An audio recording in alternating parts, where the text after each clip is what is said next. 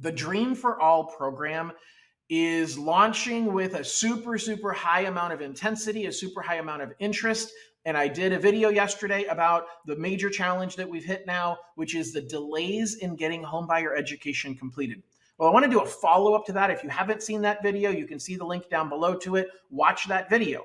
But here's what I've learned over the last 48 hours as I've been really trying to figure out how this works and how we're going to take best care of you and your clients. So when you go to eHome, which is the online version of counseling, you do the 7-hour course, which some of my clients have said takes as little as 30 to 45 minutes. And once you're done with the 7-hour online course, then the eHome portal assigns you to a counseling agency for the one-on-one consultation. I was a bit confused because I had clients telling me they called this company and other clients calling that company. And I finally realized how the system works is CalHFA's eHome system assigns you a counseling agency and sends you an email link with that counseling agency's contact information. That counseling agency is now the buyer's new best friend. Okay. As a matter of fact, maybe the counseling agency is going to have to call out a restraining order against some of my buyers because they have been heavily aggressive in trying to get an appointment sooner than what was provided to them. So I want to explain what my recommendation is and how to navigate these waters. First of all, once you get assigned a counseling agency, they're going to just put a date for you of when your counseling is going to happen.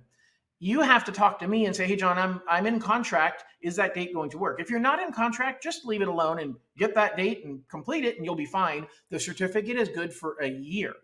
But if you're in contract, then we have to figure out, is that date going to be acceptable? I had a client today who's got a in contract closing in 30 days. It's March 31st. And the date he was given was May 2nd. Well, that's impossible because I have to have that certificate at least 2 weeks before the close of escrow date and maybe 3.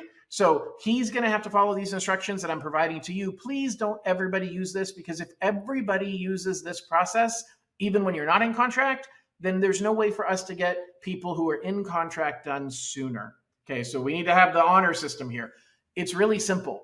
You got to harass the company either by email or by phone or by both, making it clear that you need to be on the list for cancellations because people are going to cancel.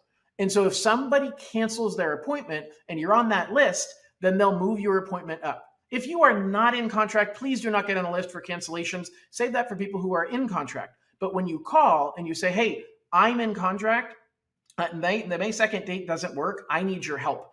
That's when they can get you moved up and give you, at least tell you, hey, we'll call you. One of my clients got a call 24 hours later and was moved up like 10 days faster. So critical that you use that information and that the home buyer will get an email once they're done with the first part of the eHome counseling that will be from CalHFA that says, this is your credit counseling company that you're working with. And it's randomly assigned through the rotation, which is why everybody's going to have different advice on how to make it work because it's all how to accelerate the appointment time because every one of you are assigned a different counseling agency randomly.